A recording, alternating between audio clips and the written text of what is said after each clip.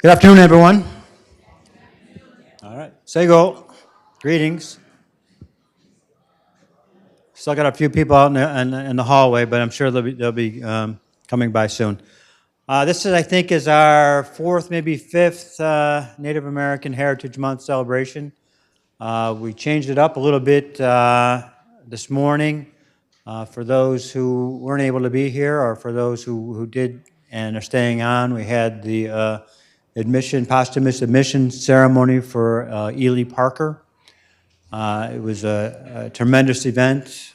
For those who aren't familiar with Ely, who just came in, he led a remarkable life. And today's activities was to posthumously admit him to the New York bar. Back in the 1850s, when he studied law at a firm down in Ellicottville, New York, for 2 or 3 years, he studied law there.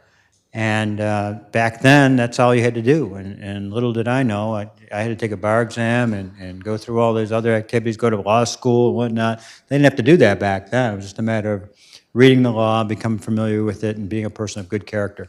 But he was denied the opportunity because he was Native, and he was not considered a citizen of the United States. So we did that. It was a very historic event. And for those who came, I hope you enjoyed it and learned a lot. And I know I'm learning a lot about Eli and other things every day. So we're going to start our ceremony and have our dancers come out, and we'll have a speaker. We're honored to have Jamie Jacobs here today as one of our speakers. But I will invite the dancers to come out now, and they will educate you as well on the dances that they are performing and why they're historic. Sego sego gwego, wagatanu ni jigan ida wisum wagavernizer lage, rahagwerdizer ni yungyats, kanyage hagani wagu huanjodo dana waxkarde wage, kirdi hunyanis holding a shoni na early wage, ganto ji wenjage dano oni a yanwes ji, Isa wadagaride, say wahwadre danu skana as one at the nyohage. Good afternoon, how's everybody doing? All right, sounds like everybody's full, ready to go sleep after that food. I know Jamie and Kareem, they make some good food, so I'm gonna grab something on the way out. So my true name in the Mohawk language is Rahugwardizerde. My English name is Jordan. I belong to the Mohawk Nation. I'm a member of the Bear Clan, and I reside on the Tuscarora Indian Reservation outside of Niagara Falls. We're going to share a little bit about Haudenosaunee culture through song and dance today. One of the very best ways I learned to share who we are as people is to get the music and get the dances going, because it's a universal language. Music is medicine as well. So music can touch the hearts of many, many different people all over the world, even regardless if you know that language or not.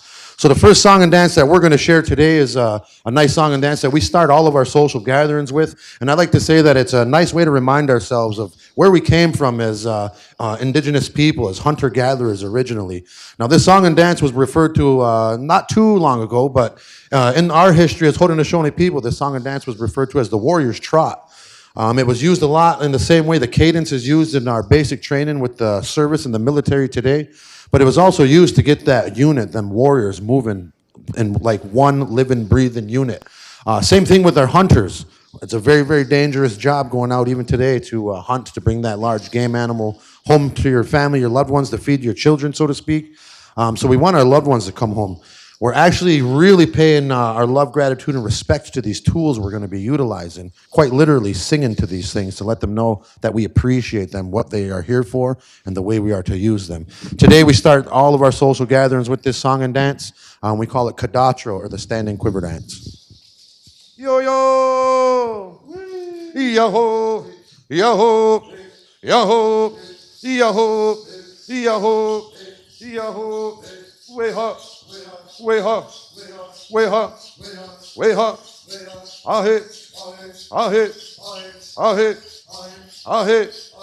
Hey yeah, hey yeah, hey yeah, hey yeah. Hey yo, hey yo. Woo!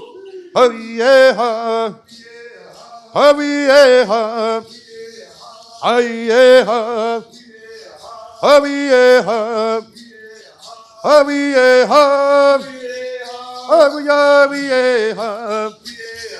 Hawaii, Hawaii, Hawaii, Woo! Ayovane Yohane, Agayovane Yohane, Ayovane Yohane, Yohane, Agayovane Yohane, Ayovane Yohane, Omega Yohane Yohane, Aga Yohane Yohane. Woo! Hot guy. The stomp dance. Now, if you notice, we're kind of doing about face. We're quite literally, as I had mentioned, we're singing, we're praising those tools. We need them to not only make their mark if we're hunting, but we're trying to come back home safely to our loved ones, right? The same thing we want our hunters, our husbands, our wives today. Some of our women go out and hunt as well. We want them to come home and be safe, but also those loved members in our armed services. We want them to handle their responsibility, but come home safely. And that's one of these, the reasons we really sing these songs, to hopefully guide us back home. So let's give these two dancers a nice round of applause for that stomp dance. Now, the Haudenosaunee, we are a matrilineal society, so all 6 of the nations, we follow the bloodline, the clan families of our mother. So my son here, Jordan, follows the clan family and the nation of his mother, Tuscarora Turtle Clan. I'm a Mohawk. I belong to the Bear Clan because my mother is. My father is a Seneca, but I never ever tell anybody that I'm a Seneca descendant or anything like that. I am what my mother is. I'm a Mohawk. Just like my son, too. We're raised all our children in that traditional way. Matrilineal means these women really hold a lot of power, a lot of responsibility. Some will call it burden within our communities. They have the right, the responsibility to pick the chiefs, the leaders, their name in our children, the traditional names that we are given within this longhouse and the ceremony, but also keeping an eye on that moon cycle in order to let us know when these certain ceremonies that we need to give thanks are to happen. A lot of our language warriors are women in my community, so a lot of our women still are fighting the good fight in the best way they know how to keep our languages going, so that way our culture continues into the distant future. So this song and dance is in honor of all women, not just Indigenous women, but all women. You are the givers of life. The leaders of the future are coming from our aunts, our mothers, and our grandmothers. So we have to honor all of those women. You're also the givers of life, just like Mother Earth providing for us the immunities, the sustenance, the shelter, the protection from the elements. You women will provide the very same things for the children before they come into this world. So we want to honor all women with a song and dance that we call Eskene Gainase, or the New Woman Shuffle Dance.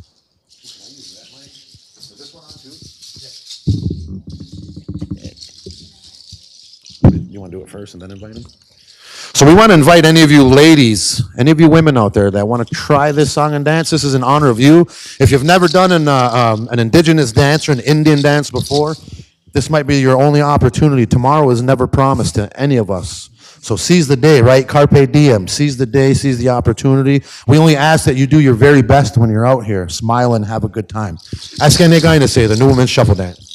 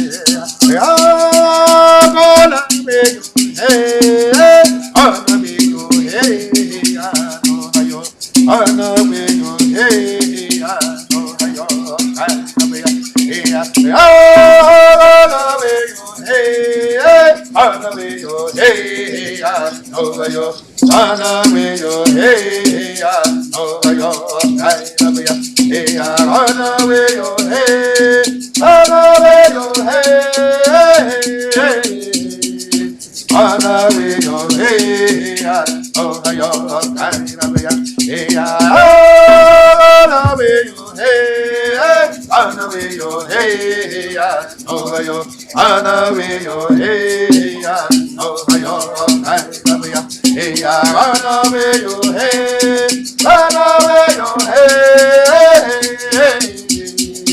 run away your head, so ya,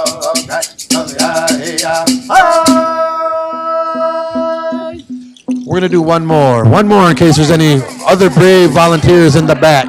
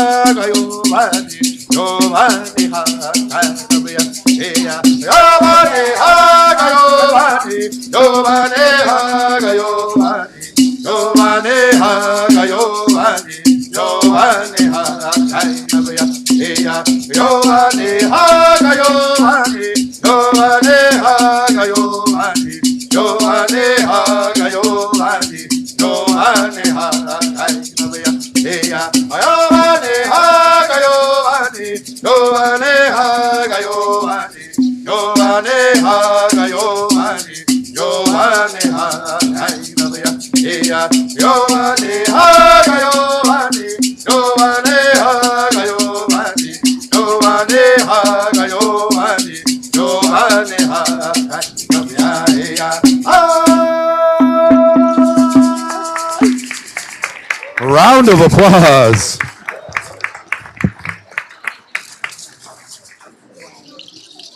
I'm about to say something about it. What are we going to do next? I don't even know. Round dance?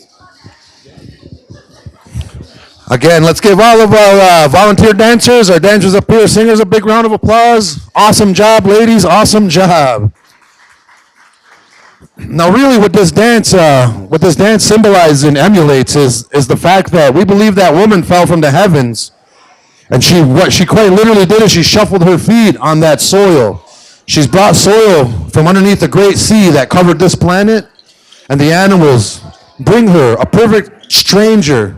They bring her an opportunity from underneath that large body of water to survive in a new world.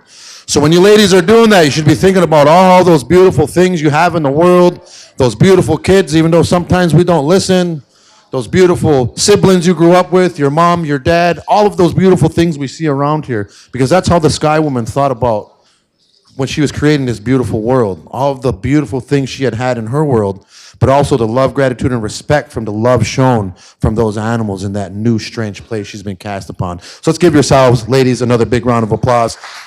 And I think we owe an extra round of applause to those ladies who are dancing in those heels. Oh my goodness, I don't know how you did it. It's easy in moccasins, but to do that in those heels, good job, good job. So we are all connected in this circle of life, and that's really what a lot of our dances really signifies. It's a way to pay love, homage, and respect back to that elemental world around us. We realize that we are connected to everything symbiotically, so what affects one will, over time, affect the other. Just like we know the importance of good water. Without good water, this planet will slowly cease to exist. It will be difficult for everything to survive here. Without water, the plants are having a tough time. Without the plants, the animals have a tough time. And us as human beings, we kind of rely heavily on those two things to survive, those plants and those animals. So we are all connected. We have to do our part. We have to play our role. And I think long ago, our ancestors realized that we too played a part in the environment to keep a balance. It's our right, it's our responsibility sometimes to harvest these lakes, streams, creeks, the forests. We have to sometimes play our role as well to keep that balance in our environment. It's so important that that balance stays there. But also the indigenous people, we realize the importance of being balanced inside of ourselves, not only mentally, spiritually, emotionally, but I mean chemically. What makes us up as human beings, if we're out of whack, if it's out of sync, it makes us sick. It's detrimental to our health. So just the way that we think plays an important and a pivotal role. Now, this next song and dance really picked up in popularity around the Trail of Tears when so many indigenous people needed to lean on one another to lift our own spirits. This dance is often referred to as the unity dance because it brings all people together, not just indigenous people, but human beings. In the Tuscarora language, they say, we are all relatives of one another, being human beings of this earth. It is our responsibility to know that and play the role. In this way that we honor all the good things, we dance in one direction, and then we will switch and we will honor that balance that needs to happen, just like today. Sometimes the day seems a lot shorter than the night, but as human beings, we like to cut that right down the middle, 12 hours and 12 hours, the day and the night. We see that balance on the beautiful roses that bring to our loved ones, but you can't just reach out and grab them because they have those thorns. So we want to invite any of you up here to come and do this song and dance. It's real simple. It's what we call in the Mohawk language, the round dance.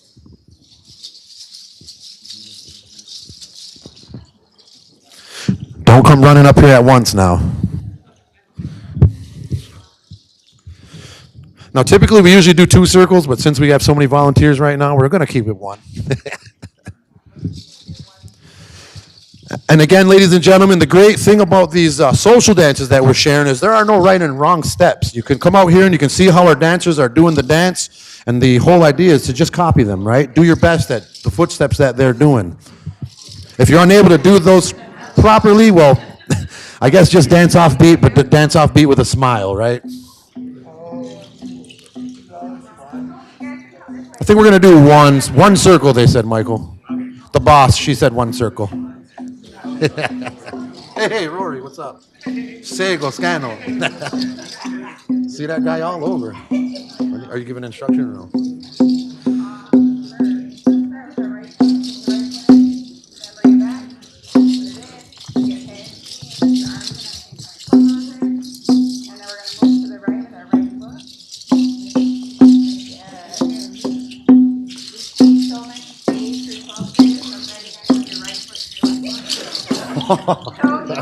I hope at this level they know they're right and left.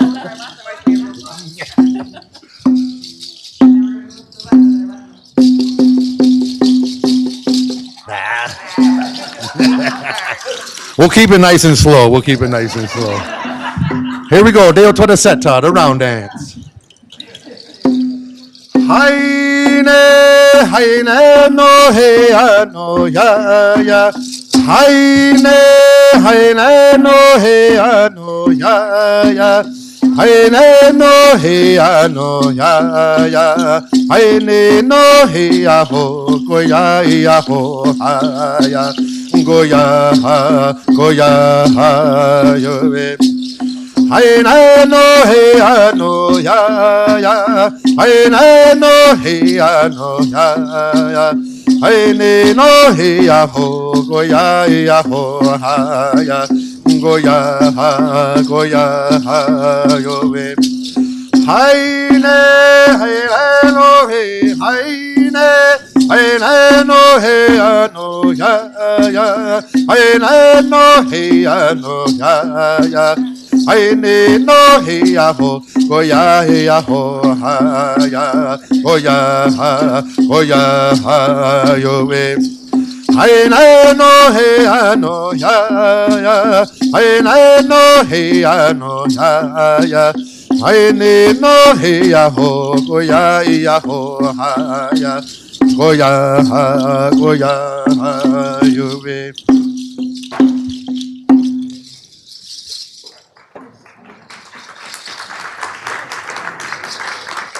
Sorry, we're going to do another one. I had the photo drop over here. I had to pick up the certificate there. Yeah. Yo hano hey yo we ha ya. Yo hano hey yo we ha ya. Yo hano hey ya we yo ha ya. Yo hano hey yo ha ya. Oh ha ya. Go ya yo we. Yo hano hey ya we yo ha ya. Yo hano hey yo ha ya. Oh ha ya. Go ya yo we. Yo hano hey yo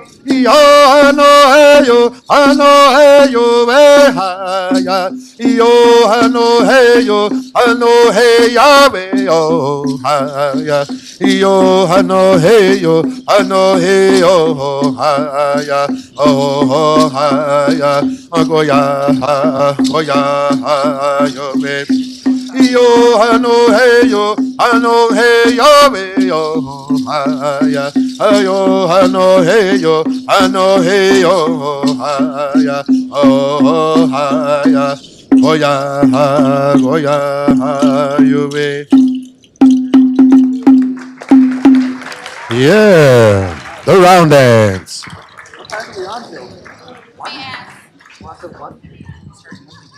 Did we start late? It's one now. Okay, we got another one? Okay. Let's give all those beautiful volunteer dancers a big round of applause. A big round of applause. Now, again, you see us kind of smiling, joking, laughing. That's exactly what these dances are for. They're for our enjoyment, for us to enjoy each other's company, to come up here and show our children maybe how to have a good time in a good way with a good mind without the outside influences. This is how indigenous people got together to meet each other, to maybe meet their significant other, maybe to meet family members, relatives. We were doing this 1,000 years ago. We're doing this today, and we're still going to continue for 1,000 years into the distant future. Let's give all of those dancers one more big round of applause. We'll do rabbit and then that'll be long enough. So a lot of indigenous people still to this day, we are sharing knowledge, sharing technologies. Long ago it was the same way. We're sharing medicines, sharing food. We're also sharing song and dance. This next song is a borrowed dance, and it was given to us in just that fashion for us to utilize. Now, it happens and begins when there are no European contact here, that indigenous people are thriving in their respective homes and their villages. And just like today, our children, they have responsibilities, maybe school, maybe chores at home. We lived on this master apprentice type system. We're going to teach our children the skills, the knowledgeable things they need to utilize in their adult lives to live within that environment. We do the same thing with our children today. We send them to school to learn those skills, the tools that they're going to need to be a good, productive adult in society.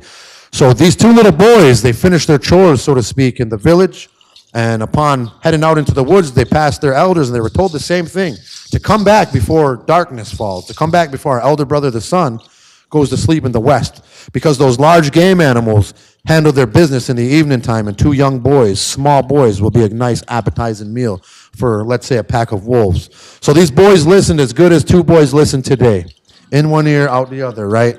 Nonetheless, they're in the woods having a great time like boys do, and they didn't realize that the eldest warrior had set in the west. The forest and the canopy being so thick, oftentimes you didn't see the sunlight during the daytime. Now, back then, there's no light pollution like we know today, right? It's dark outside, turn the floodlights on, we got motion lights that go on, no problem. Back then, it's the moon and the stars. And again, that forest being so thick, often you didn't see them stars or that moonlight shining through the canopies. So these boys became lost very, very quickly. They started hearing the animals stir about, the wild game animals, the howling of the wolves, the screaming of the wild cats, the growling of the bears. And after a while, they heard some drumming, they heard rattling, they heard laughter, they heard a celebration going on. So they took this noise as a good thing, as a good sign, and they followed this noise in hopes that they would find their village and be safe. Now, when they found the source of this noise, it just so happened to be in the middle of this forest. In the middle of the forest, there happened to be a row of hedges on the edge of this clearing. And just past that row of hedges, these boys, they see a large colony of rabbits singing and dancing. Now, the larger rabbit doing all the singing, he sees them. He sees them on the corner of the clearing. He lets them sit there for quite some time. He calls them in, and the very first thing this large rabbit does is he scolds these two young boys for being in the woods past dark. He knows it's not safe for them, and he knows they shouldn't be there. However, the large rabbit knows exactly where these young boys' village is, and they had come to this agreement. This large rabbit is going to take them back to their home in the morning, but they have to learn these songs and dances, and they have to share them and teach them to their people when they get back. So they agreed to do this, and all night long, those two young boys, they sat with this large rabbit, and they sang all the songs. They danced with the colony of rabbits, learning the footsteps and the hand motions. And before long, they realized that they could sing and do this dance all on their own. Now, when our elder brother, the sun, awakes in the east, that rabbit stuck true to his word and immediately took those boys right back to the main village they're from. Now, those boys were so full of energy and excitement still from the night's events that they woke everybody up immediately and told them how they became lost, told them how they were frightened but heard the singing and dancing, the socializing, told them how they met this large rabbit and they learned these songs and dances. And before the day was over, this village was doing this particular dance. Now, These two little boys, they grow a little older, become young men. Same deal. They venture out into those woods upon that same clearing, upon that same row of hedges. No rabbits. Those two young men become two old men. This time a little slower, but just as determined. They head out into that woods upon that same clearing, that same row of hedges, and they never again find that same colony of rabbits. So this is just an abbreviated story of how we get the song and dance they call in the Seneca language, Guanyo Oino, or the rabbit dance.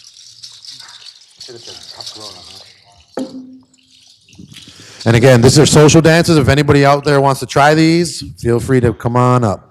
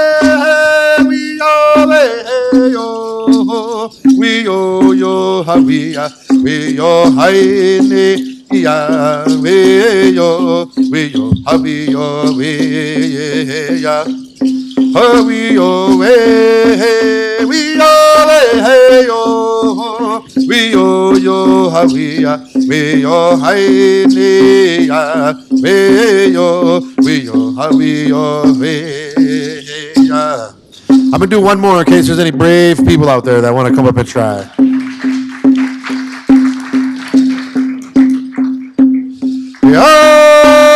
No he ane no hayo, no he ane no hayo, no he ane no hayo, we no he yo, ya ho we yo ha, we ya he ya. No he ane no hayo, no he ane no hayo, no he ane no hayo, we no he yo, ya ho we yo ha, we ya he ya. No he ane no hayo, no he ane no hayo, no he ane no hayo, we no he yo, ya ho we yo ha, we ya he ya. No he ane no hayo, no he ane no hayo, no he ane no hayo, we no he yo, ya ho we yo ha, we ya he ya. No he ane no hayo, no he ane no hayo, no he ane no hayo, we no he yo, ya ho we yo ha, we ya he ya. Guanyo Oino, the rabbit dance.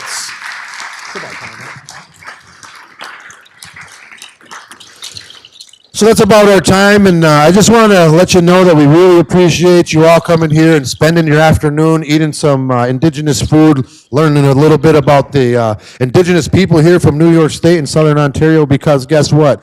We've been here for quite some time. We're still here. We're going to be here for a lot time after this. The best thing we can do is sit down with each other and learn from each other. Teach each other the things we know. Teach each other a little bit about our culture, because that makes us acquaintances, it makes us friends, and it makes it easier to respect those differences that we have. But nonetheless, we are all relatives of one another. We need to go about the day handling ourselves in that fashion, to help, to be kind, to be loving and respectful, because we have more similarities than those differences, and we are all here to share this beautiful planet we call home, Mother Earth, Turtle Island. Once again, my name is Jordan. Thanks for having us. There's no word for goodbye in any of the Six Nation languages. In Seneca, they say, Esquagan, I will see you again. In Tuscarora, they say, Ethkegwakye, until I see you again. And in Mohawk, we say, Eskonga, which means, that's right, until I see you again. So probably until next year, ladies and gentlemen, thanks for spending your afternoon with us. We hope you enjoyed our presentation. We hope you learned a little bit about the Haudenosaunee, and above all, we hope you burned a few of those calories off after that lunch, all right? Once again, thanks for having us. Nyamago, enjoy the rest of your day.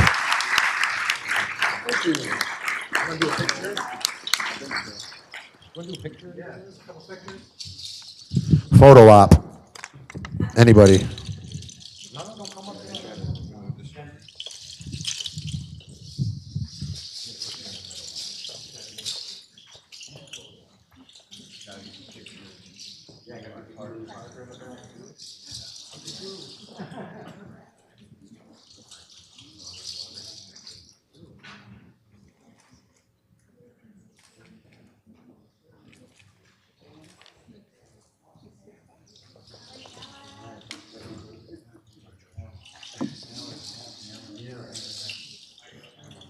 Great seeing you all. We'll do it again next year.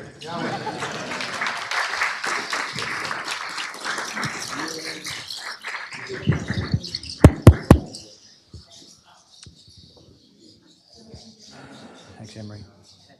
Perfect, thank you.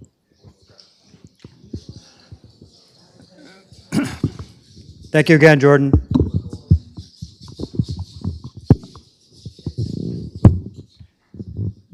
This part of the program, our speaker is Jamie Jacobs. So I'll just introduce Jamie and come ahead. Thanks.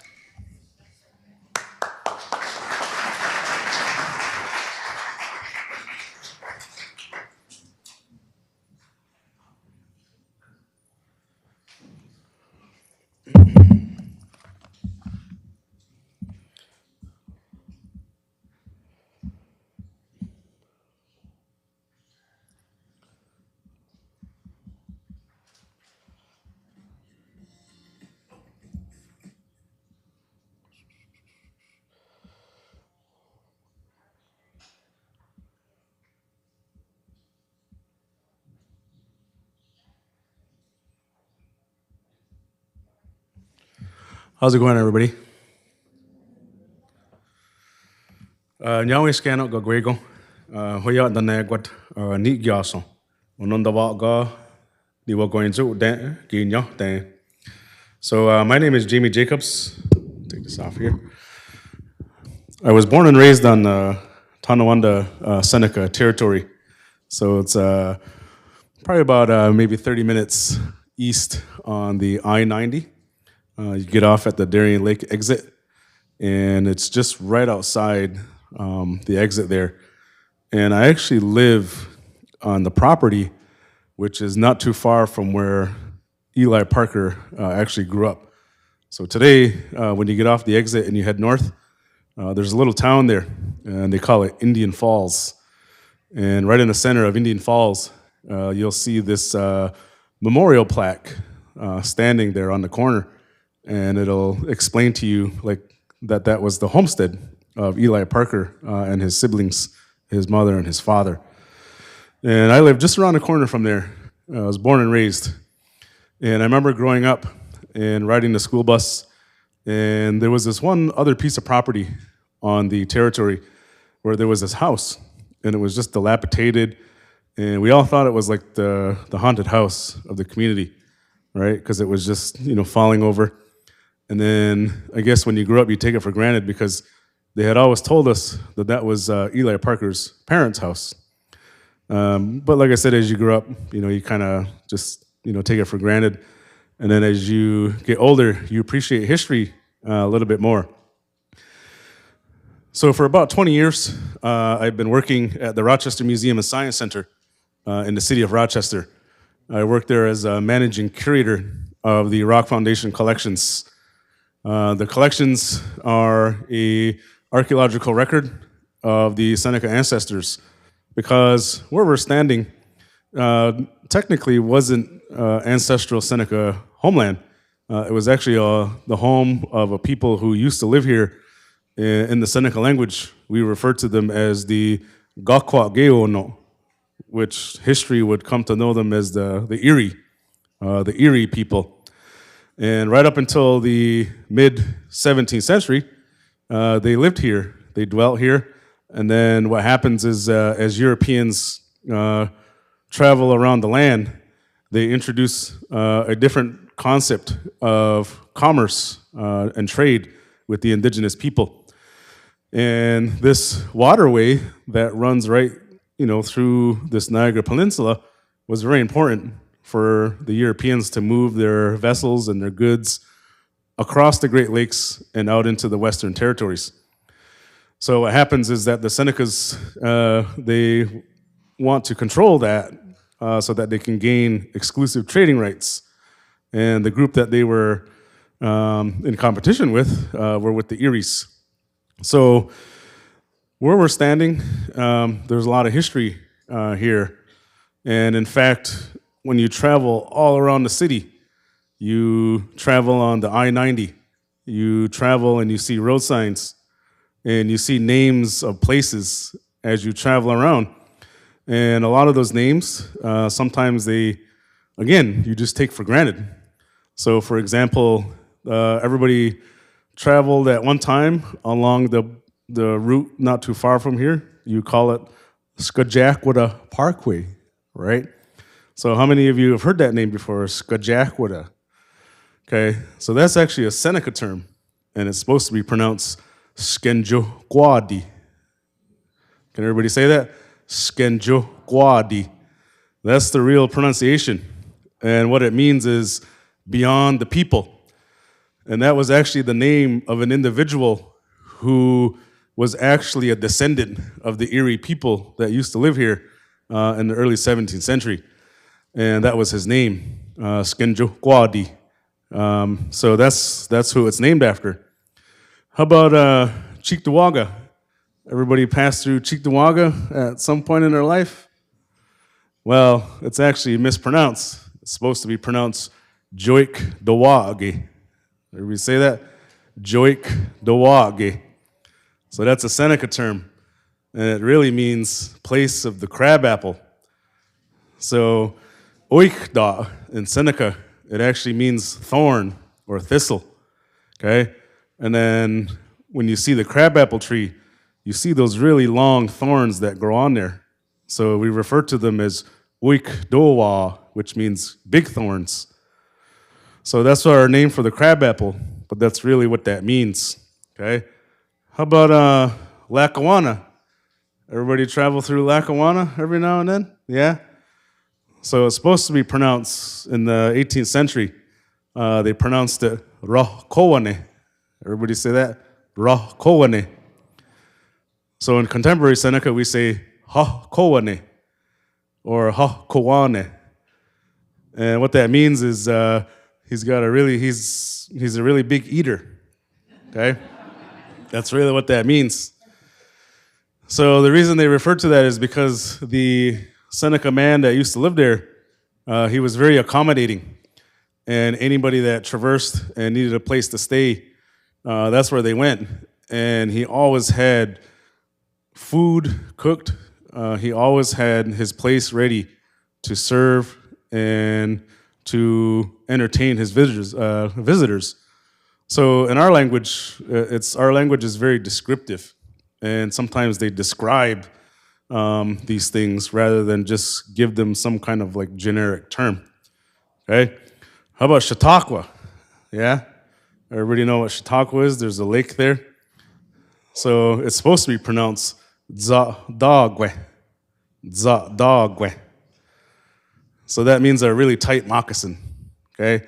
Because if you were to look at the lake from above, that's what it looks like. It looks like you take a moccasin and you tie it too tight. So it's puckered at the top. So that's really what it refers to. Okay? So, Ontario. How about Ontario? Everybody's heard of Ontario, right? It's supposed to be pronounced Onyadario. Onyadario. Okay? And that's a Huron word. So the Hurons came from the same language. They spoke the same language as the Haudenosaunee. It comes from the same language family. It's just that they spoke what they consider Northern Iroquoian, and then the Haudenosaunee people spoke Iroquoian. Okay, and they gave that lake their name from their language, and it actually means very large lake. Okay, what about Canada? Everybody ever heard of Canada before? Yeah. So in contemporary Seneca, it's pronounced Ganonda. Ganonda. Okay? So in the early 17th century and the late 16th century, there was a Frenchman, a French explorer who traveled along the northern St. Lawrence River Valley. And as he was traveling down the St. Lawrence River, lo and behold, he saw inhabitants along the river's edge. So right away, he pulled his boat over because he wanted to know who they were and where they came from. So obviously, there was a language barrier, okay? So they didn't know how to communicate the same way that you and I can communicate today, with simplicity, okay? So the Haudenosaunee people were very inviting, okay? So when Cartier got off the boat and he greeted them, well, they didn't really understand what he was saying, but they thought that, okay, well, let's take him back to the village. So they were pointing back where they came from, and they were saying Ganada, Ganada, which is the Haudenosaunee term for village, okay? And then later on, they said, well, I guess we can pronounce it as Canada, okay? So it's amazing to me how there can be certain denial of Native history and our tie to the land when all of these names that you drive coming forth, back and forth, right? That's indigenous language, okay? So the I-90, okay? So even the I-90 was a highway even before it was paved. That was how the Five Nations, the Seneca, Cayuga, Onondaga, Oneida, and Mohawk, that's how they traversed from one territory to the next. And then 104, that travels along the southern Lake Ontario. That was the quick path. If you had to get somewhere quick, that's where you traveled. Why? Because at any time, what you could do is put your boat into the lake and then cross the lake that way, okay, up to what is now known as Thousand Islands, which would have been good hunting and fishing grounds, okay? So anyway, that's kind of a little bit of a tidbit about history, and that's what I do. I grew up at Tonawanda, and I was exposed to culture, language. My great-grandmother was a first language speaker on my father's side, and on my mother's side, they were ceremonial leaders, which they refer to in our language as they say honondion, which I guess in English they were translated as faith keepers, which means it's their position and duty to carry out the ceremonies that take place throughout the year. So the lunch that you were able to take part in, one of the refreshments that they had was the strawberry juice. Okay, so to our ancient ancestors who had to rely on putting seeds in the ground, okay, they didn't have farmers' almanacs. Okay, they didn't have the Chinese calendar, and they didn't have the modern calendar.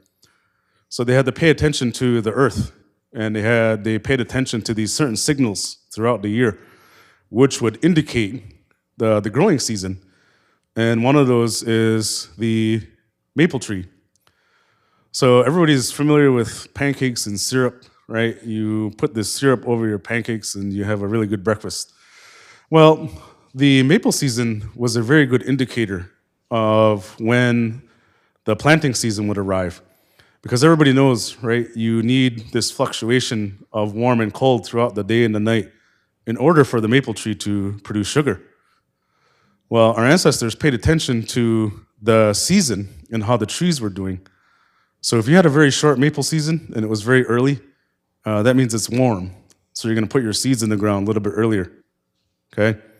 And then after you put your seeds in the ground, well, the first fruit of the summer, you're going to pay attention to that because that's going to indicate how the crops are going to come, how the crops are going to be. Because if they can bloom and they have a very bountiful harvest of that first fruit, well, that means all the crops that you put in the ground come fall time are going to be about the same. So that first fruit that our ancient ancestors paid attention to was the strawberry. So to us, that's an indicator of how the health of how our mother is doing, and for us and how she provides for us. Okay. So the corn that you ate, I guess today sometimes they refer to it as heirloom corn. Well, that corn has been grown here since, who knows how long. And that's very special to us because it sustains a lot of people in one spot for a long period of time because you can store it away. You can't really do that with sweet corn. Okay, you have to eat it right away and then it goes bad. But with flint corn, you don't need a refrigerator. You just need the air to dry it. And as it dries, it preserves itself for months at a time. Okay, so that's why we, try to provide, some of these things and give you an explanation behind it. So I'll get through my presentation. So today we had the honor of remembering a ancestor from my community, and I can see some of his descendants in this room, Eli Parker. Okay, Eli Parker was very special to our community for different reasons. One of those was because he was an up-and-coming individual who was born in the culture, but he also walked another path, and this path was on the outside, off territory. So he was educated in the ways of Western society, but he was born and raised on territory. So his first language that he spoke was our language, Seneca language, or Onondawaga. So I thought today I would kind of give you an explanation about the cultural origins of Eli Parker. So what you're looking at is a painting that was done by another ancestor of mine, Ernest Smith. In 1936, he was hired by famed anthropologist Arthur C. Parker, who would have been Eli Parker's great nephew. So Eli Parker had siblings, and one of those was the grandfather of Arthur Parker. So he hired Ernest Smith to come into the Rochester Museum, and for 5 years, what he did was he sat down, and he was a visual artist. So what he did was he sat down and did paintings, and what he did was he did his best to kind of bring these stories and things to life. So what you're looking at is how the Haudenosaunee believe that what we call Turtle Island came to be. So I guess in a nutshell, what happens is that prior to human habitation of this plane, right, this reality that we live in here, there was a world above, and they call it Gyeongyagi. And what that translates to is above on the sky. So there was a land up there, and there was a celestial tree, and they call it Onotzud. And this tree, what happened was it gave off light for the world above. Okay, so the head man of the village, he had this premonition of the tree because he thought that there was something wrong with it. So he called forward the people of the village to come, and in our culture, in English, they say, guess his dream. And what that refers to is like, whenever you have, I guess in modern English, sometimes we refer to it as anxiety. When something gives you a strong feeling about something and you just can't seem to get rid of it, well, what happens is you rely on your family members to come and help you, to help soothe what that is so that you can get it off your mind and then move on. But he couldn't do that. So what happens was he called forward families and to guess his dream. So there was one in particular, this young girl, and what she did was she guessed that his mind was dwelling on that tree. So what happens is they uprooted it, and she falls down in there, and she falls into this world. And there were beings there, and one of them was the giant turtle. So the dance that you saw, the women's dance that you participated in and witnessed here today, we believe that this dance originated during this time. Because when the Sky Woman came and she fell, the waterfowl, birds that lived here, they understood that she wasn't of this world, but they wanted to accommodate her and to comfort her and to give her a place here. So the snapping turtle agreed, and he agreed to carry the burden of this person. So what she did was she landed on the back of the snapping turtle, and she, in return for his, I guess, support, she massaged his back with her feet, and she shuffled her feet on his back. And in doing so, it grew bigger and bigger. The animals put soil on the back at the same time, and now that's why we call it Turtle Island. So what happens is our ancient ancestors decided that they wanted to stop moving around the earth so much. And what they did was they learned how to plant food, or in our language, we refer to it as na de wanonde joheko, which means they are all sisters, are the ones that sustain us. Food. Sometimes in English, the early anthropologists referred to it as corn, beans, and squash. But in our culture, all the food all the food that keeps us sustained here are all sisters. That can be fruit trees, it can be medicinal plants, all of that. So it's more than just the three. So they decided to celebrate these times of the year. And what they would do is they would show their gratitude to their creator for all that he had put here and to sustain man beings. So throughout the year, we have these celebrations or ceremonies, I guess is how they refer to them. And we have all kinds of them that go out throughout the year, and we follow the environment. We follow the moon. We track our year with the moon, but we also track with the solar calendar, the solstices and the equinoxes. But we also use the stars. So our ancestors decided that the stars would help us keep track of our movements, human movements on Earth. But what happens is a time comes where our ancestors kind of put that off to the side. Well, in our language, they say, "Wadi wagan."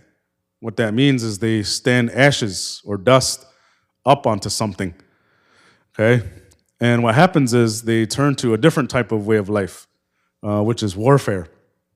So originally, what started this conflict prior to European contact was the competition over hunting grounds. So as you know, that when people stay in one area longer, the populations get bigger. Or in our language, what happens is the structure gets bigger, hence the term long house, okay? So the extended families get even more extended. And now they start to develop cultural practices such as clans and moieties within these longhouses. So what happens is that it becomes a time of sorrow because this competition over hunting grounds, what it does is it creates bloodshed among the original 5 nations, okay? And they call it the time of darkness. And the reason they call it time of darkness is because people are kind of like, what they're doing is they're creating one of the greatest crimes that us man beings can think of, and that's to take lives of others. So when a life is taken from a family, that family is in darkness.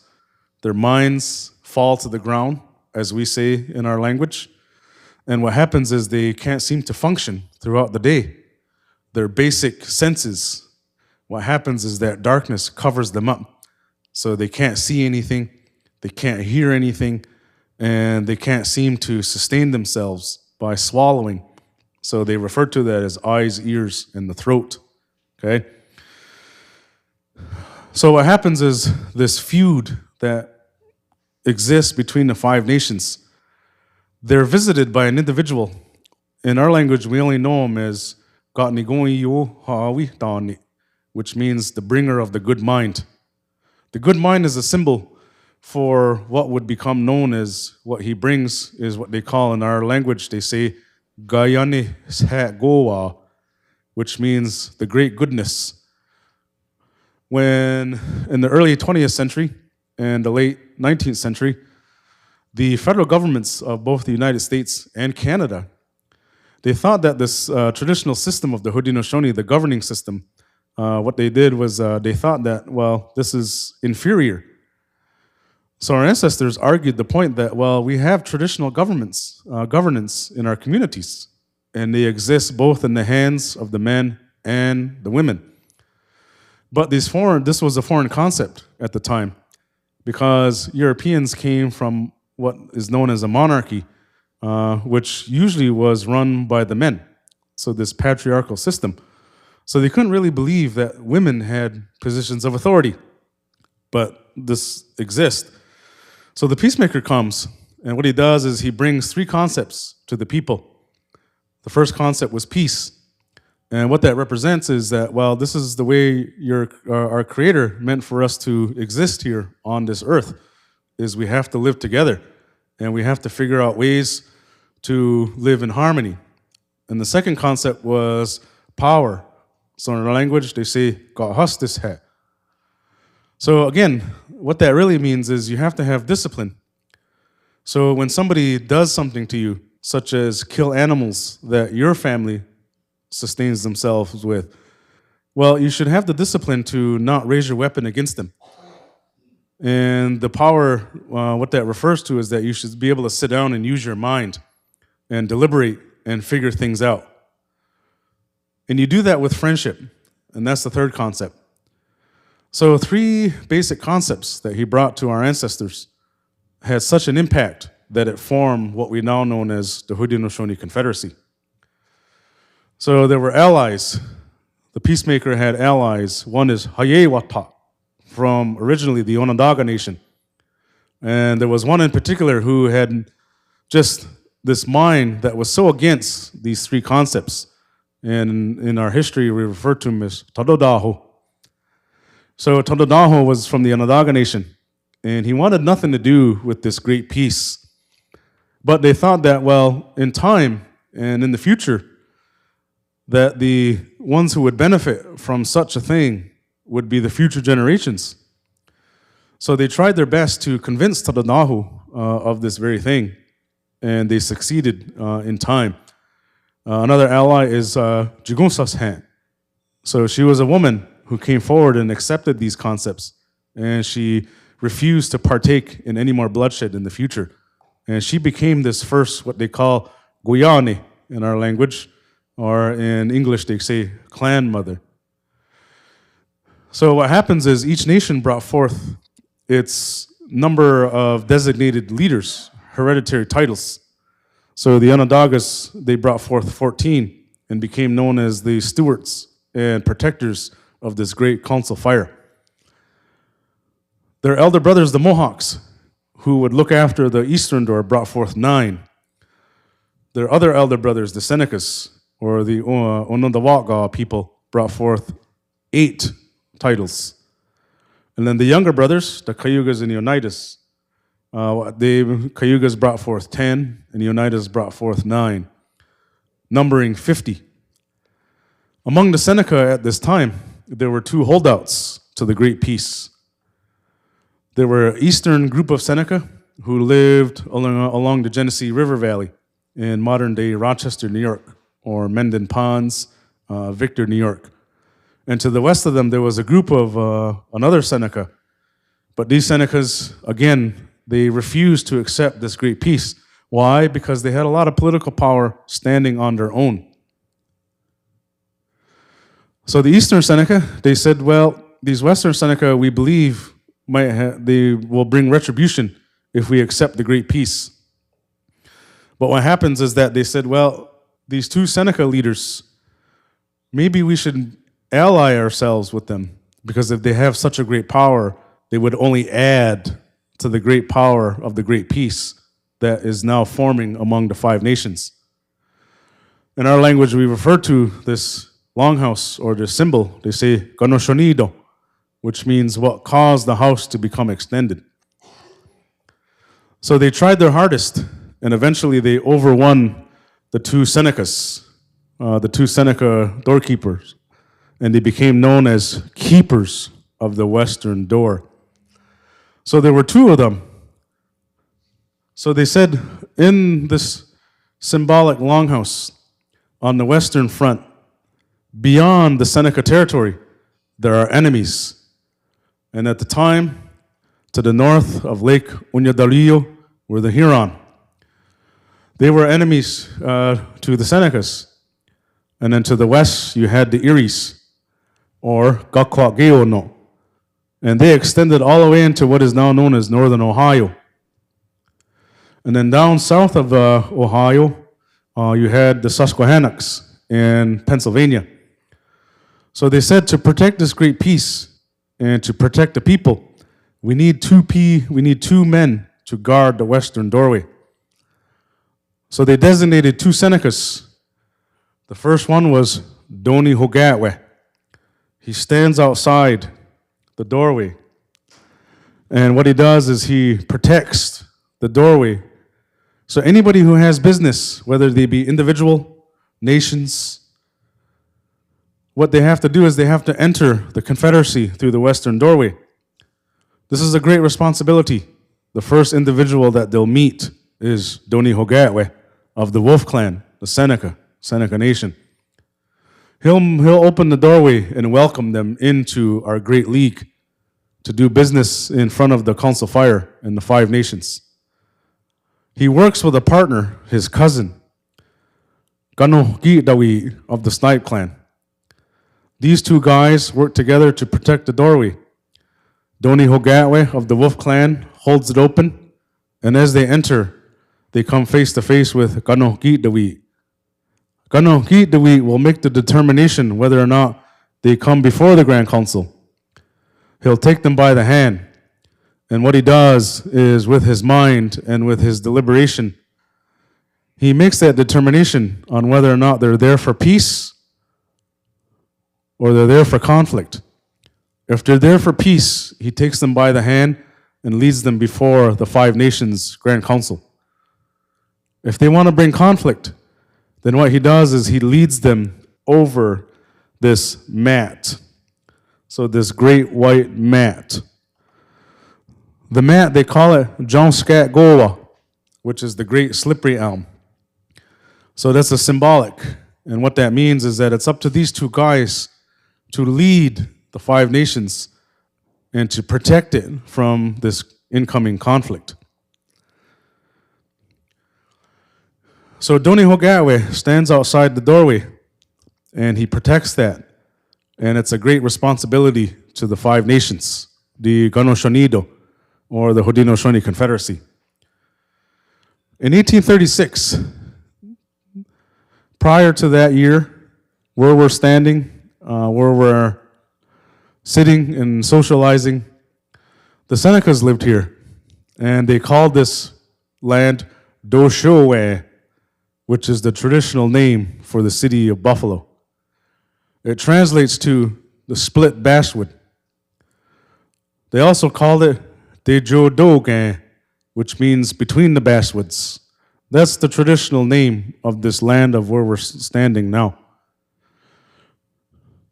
At the end of the Revolution, in 1779, before the Treaty of Paris that ends officially the American Revolution, Sullivan comes through at the orders of George Washington to destroy all of what is left of Iroquois. So 3 individuals were hired by the U.S. government. So the famous one was John Sullivan. So he travels from the south through modern-day Binghamton, and he destroys Onondaga territory. And then he moves westward, destroys Cayuga territory, and then he destroys the Senecas of the Genesee Valley. Daniel Broadhead leaves Fort Pitt and comes up the Allegheny River.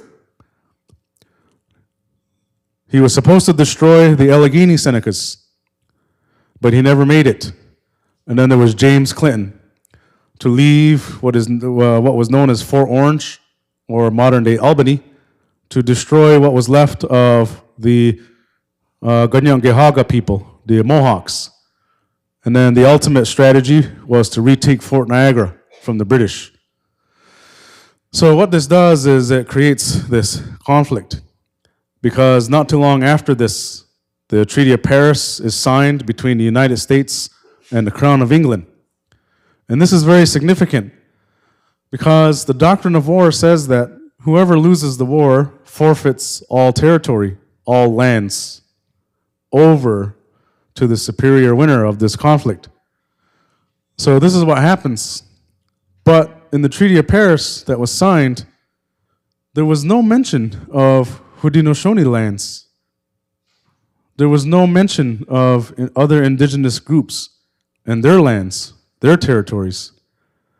What about the indigenous people who didn't participate in conflicts? What about the Haudenosaunee people who became stuck in the middle of what to do between these two powers that were in conflict? So what this does is it opens up lands, and what it does is it opens the way for land speculators. So now all of these treaties are being made, and what's happening is certain territories of our ancestral lands are now becoming bought and sold. Some of them are being sold preemptively. So what happens is in 1836, the Buffalo Creek Treaty is signed, and my territory and the territory of Eli Parker is sold with it, right out from beneath our feet. There was no representation of Tonawanda leadership at the signing of Buffalo Creek. And it just amazes me. I can't even imagine if this were to happen today in our lifetime, but it certainly happened in the lifetime of Eli Parker. He was there to witness, standing in Tonawanda territory, where the land from beneath his feet and his parents' feet was sold. I can't imagine that. So his parents thought that it would be good for him to be educated. So he travels to Albany, and he spends a few years there being educated.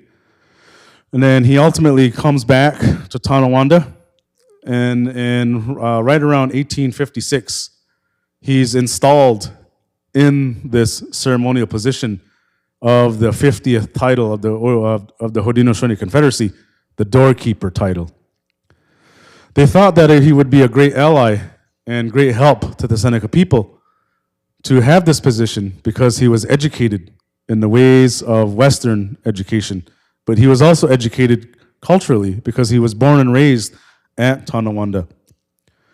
And he was born within the Wolf Clan, and he became one of the doorkeepers. So he held the title Doni Hogatwe. That was the year before we were able to, I guess, repurchase our own territory back from the U.S. government. He met a name, he became friends with another attorney by the name of Lewis Henry Morgan. Him and the delegation of Tonawanda leadership traveled to Batavia, New York. They traveled to Rochester, New York.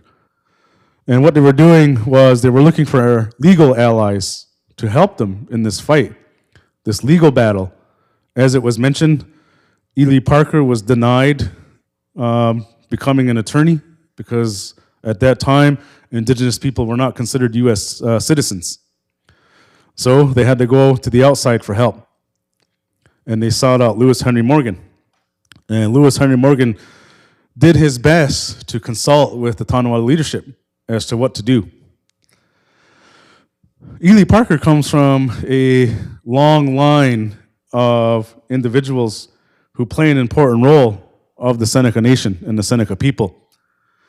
So Eli Parker comes from this line that we can trace back to the French and Indian War of what his name was Gayoso Don. So in I guess in like Seneca, sometimes they refer to him as Old Smoke. So he lived in the Allegheny, along the Allegheny River, and what he did was he helped to control the Seneca Nation that was living in that territory at the time.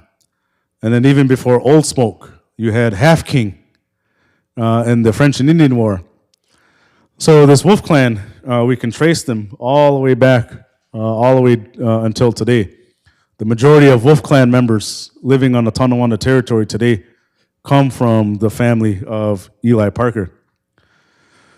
So his mother was Elizabeth Johnson. Elizabeth Johnson was a descendant, and also this comes from the same family as Red Jacket and Corn Planter. And in our language, we refer to this great leader as Shkanyodayo, or in English, they refer to him as Handsome Lake. Handsome Lake is another Confederacy title. So Eli Parker comes from this family where there was this long heritage of cultural ambassadors, cultural leadership, traditional leadership. So he was very well versed in the ways of our ancestors, for sure. His father was Samuel Parker, who came from the Genesee River Valley. Eli Parker's great uncle was Jimmy Johnson. As you can see in the picture, he's wearing the Peace Medal of 1792 that was given to the delegation that traveled to Philadelphia in 1792 to begin negotiating the terms of what would become now known as the Canandaigua Treaty of 1794. So each of these members of the delegation were given a silver medal by George Washington. Red Jacket's medal was passed on to his nephew, Jimmy Johnson, and we can see him wearing it here in the picture.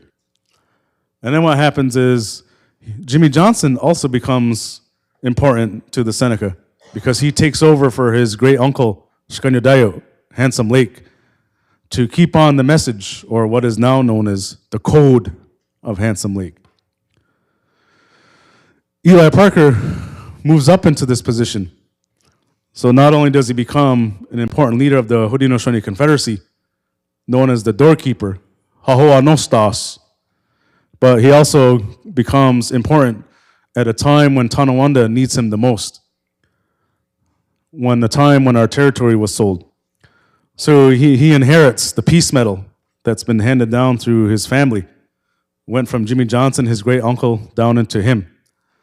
So this Peace Medal, it wasn't really personal property. It was actually the property of the Wolf Clan, and it followed the lineage. So what happens is Eli Parker inherits not only the title, but he inherits the legacies with it. And one of those legacies goes back to George Washington at the formation of what is now known as the United States. So George Washington ultimately signs the Canandaigua Treaty with the Haudenosaunee Confederacy in 1794. He presents a wampum belt. So just a few days ago, this past week, on Tuesday, we all gathered in what is now known as Canandaigua. Again, mispronounced. It's supposed to be pronounced Ganondagwe, which is chosen town. There they signed the treaty on November 11th, 1794. And what this does is it guarantees the free use and enjoyment of the millions of acres that the Seneca people once lived on. Everybody thinks that it was a treaty to sign away our lands, but it wasn't.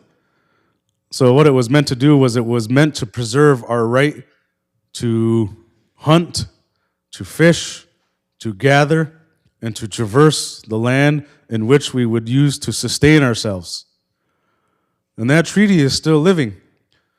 That treaty is still alive, and that's why we gather every year on November 11th in Ganondagwe, to remind the government and local governments even that we have a right to use this land. We have a right to sustain ourselves with it. We have a right to use the water, and we have the right to free use and enjoyment of that land. So I imagine that in 1857, when Eli Parker was able to save his territory, his ancestral territory of his mother, Tonawanda, in 1857, I can't imagine what that must have felt like for him to achieve such a thing in his lifetime with his other constituents of the Tonawanda Seneca, but also the Confederacy leadership of the Haudenosaunee people. That was a victory. It may not have been a 100% victory, but nonetheless. So he rose up to be this great leader, not only among the outside society, but also within Haudenosaunee life as well. So Canandaigua Treaty, 1794, November 11th. So every year we gather to commemorate that. 3 copies of the treaty were written. One still sits in Ontario County Historical Society. The original one is in the National Archives with George Washington's signature that was amended by Congress. And then this treaty copy was given to the Mohawk people of the Grand River Territory. They requested Joseph Brant to attend the negotiations and represent the Mohawk people. But he refused because he was known as a loyalist to the Crown of England. But he sent representation there anyway. He sent his son because he realized the importance that, well, maybe the Mohawk Nation should have some type of representation at the treaty. So this was sent to him to signify that, well, even though you weren't there, we still recognize the fact that this treaty was made with the Mohawk Nation, even though they were not in attendance. So this copy was sent to Tonawanda, and it still remains there even to this day. And it's a testament to all that I've been discussing here today, to maintain those rights and to remind both governments that even though the border exists, our connection to the land, there is no border for us. There is no border for this connection to our families, to the land that sustain us, to the waters. So again, we do our best to maintain our culture and to maintain through oral tradition. So again, here today, if we were to discuss the Great Law, if we were to discuss the history of Dakota Handsome Lake and all of our ceremonies, we'd be sitting here for years and years. And even myself, I'm not fully prepared to do that, okay? So I'm always learning. In high school, in the year 2000, you would have saw me running the opposite way of my history class.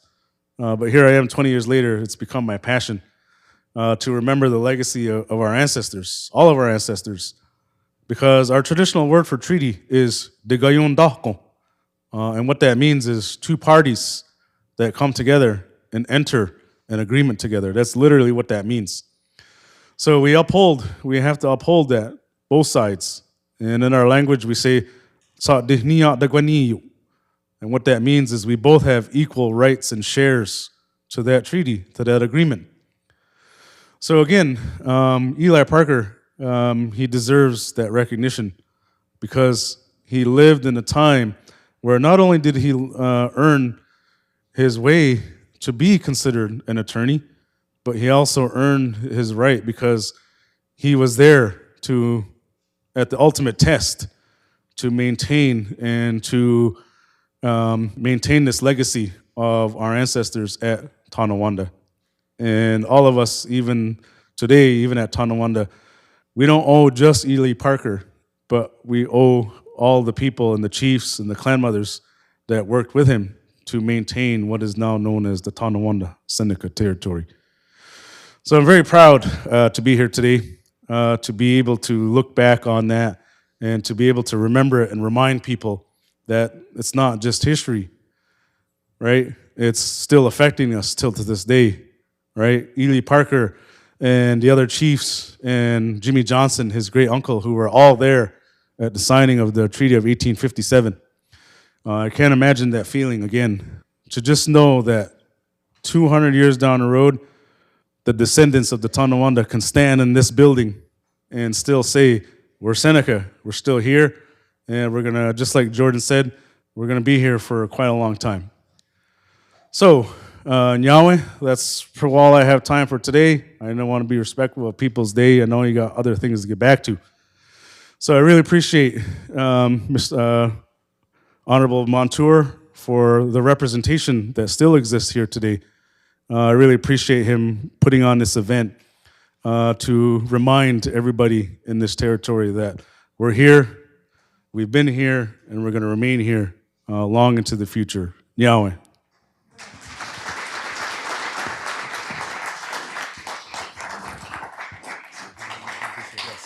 Appreciate it. Thank you, Jamie. I really appreciate your wisdom and your enlightening words. That concludes our celebration today. Hope you all enjoyed it. Had an opportunity to test the lunch and see the dancers and hear the topics today. And if you were here earlier in the day, hope you enjoyed the posthumous admission of Ely Parker to the New York Bar. Thank you again, everyone. Have a wonderful day. Have a great weekend.